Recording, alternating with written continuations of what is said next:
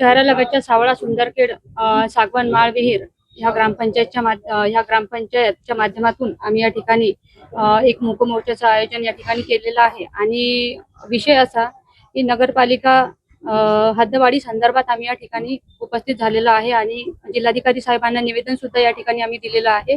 आणि निवेदनाच्या माध्यमातून साहेबांना एकच कळकळीची अशी विनंती आहे की ह्या ग्रामपंचायतची नगरपालिकेमध्ये एंट्री न करता आम्हाला आमची एक स्वतंत्र ग्रामपंचायत राहू द्यावी, ज्या माध्यमातून एक सांस्कृतिक आणि एक गावाचा वारसा त्या ठिकाणी जोपासला जाऊ शकेल। आज बुलढाणा येथे सागवन, सुंदरखेड, येळगाव, माळवीर येथील नागरिक भूमिपुत्र मंडळी या ठिकाणी सर्वांनी खूप मोठा मोर्चा, शांतिपूर्ण मोर्चा, जो जन आक्रोश मूक मोर्चा, गावकरी जन आक्रोश मूक मोर्चा म्हणून आम्ही या ठिकाणी खूप मोठ्या संख्येने आलेलो आहोत। प्रशासनाला या ठिकाणी निवेदन देत आहोत की बुलढाणा नगरपालिकेने जो काही शासनाकडे प्रस्ताव पाठवलेला आहे आणि तो प्रस्ताव जिल्हाधिकाऱ्यांनी आम्हाला कुठल्याही प्रकारचा विश्वासात न घेता डायरेक्ट राज्याच्या नगर विकास खात्याकडे त्या ठिकाणी पाठवला आणि त्या ठिकाणी खूप मोठी प्रोसिजर आता लास्ट स्टेजवर तो आणून ठेवला। आत्ताशी आम्हाला कळायला लागलं कोर्टाच्या माध्यमातून की हा प्रस्ताव खूप पुढे गेलेला आहे।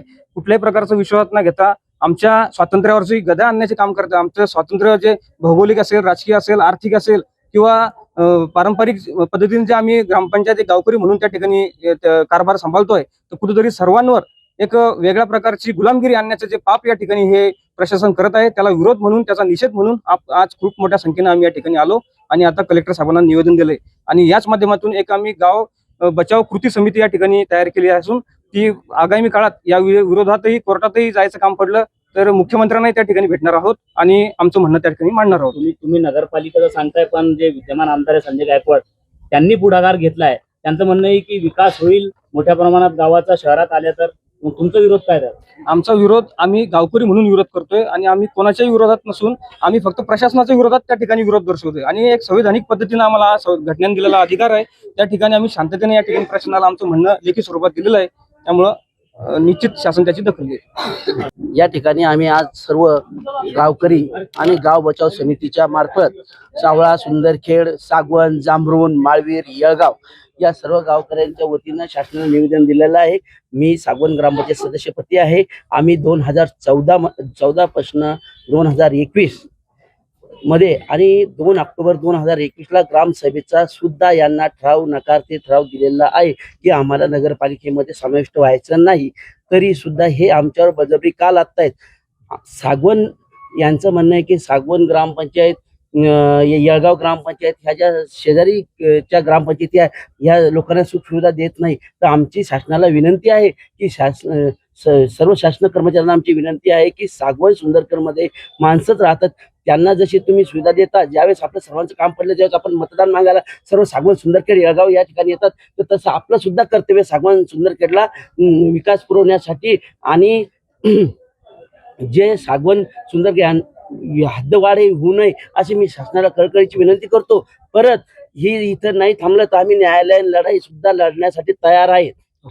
आज सागवन, सुंदरखेड, माळवीर, येळगाव या ग्रामपंचायतीचा जो आहे तो नगरपालिकेमध्ये समावेश करण्याच्या संदर्भात एक प्रस्ताव जिल्हाधिकारी कार्यालयातून तिकडे गेलेला आहे, शासनाकडे गेलेला आहे।